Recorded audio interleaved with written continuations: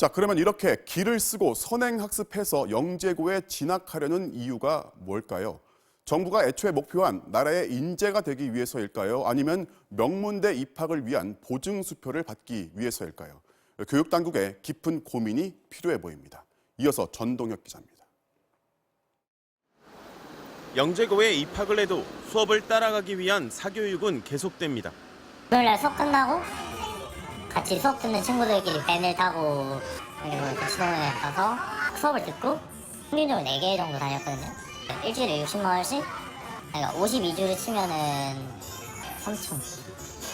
와서 막상 배워보니까 그냥 선행 뜻이었어요. 그냥 대학교 선행. 그래도 영재고를 선호하는 건 명문대 입학이 사실상 보장되기 때문입니다. 서류 심사 위주인 학종에서는 굉장히 유리한 학교로서 영재 학교의 진학 그 자체가 사실은 주요 대학 상위권 학과, 인기 학과에 우선적으로 진학을 사전에 시켰다. 이렇게 평가를 받을 수도 있는 부분들이죠. 실제 최근 3년간 영재고 졸업생 중 서울대 입학 비율은 31%에서 36%로 약 80명 가까이 늘었는데 올해 서울대 입학 영재고 학생 10명 중 9명은 수시로 선발됐습니다. 외부 대회 같은 경우를 많이 했고 학교 내 교내 활동 같은 것도 많이 하니까 기자를 쓰기 편한 거예요. 근데 학생부에는 그냥 많이 적었어요. 운영 취지와 달리 영재고를 나와 의대에 입학하는 경우도 많습니다. 물론 의대 진학 시 학교 추천서를 써주지 않고 장학금을 회수한다는 방침은 있습니다. 하지만 추천서는 연구 활동을 같이 한 교수에게 받으면 됩니다. 오히려 학교생 이상으로 저를 더 많이 아니까 그분들한테 추천서 받아야 되는 거죠. 지난해 서울과학영재고 졸업생 4명 중 1명이 의대에 가는 등 전국 영재고에서 61명이 의대로 진학했습니다. 영재고 입학을 위한 초등학교 사교육 열풍은 이른바 영재고 대중화에서 시작됐습니다.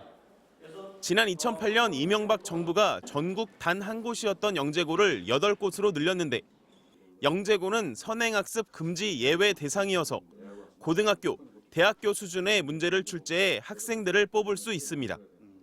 결국 정부가 고등학교 서열화를 조장하고 선행학습 사교육을 부추긴다는 비판을 피하기 어려운 상황이 됐습니다.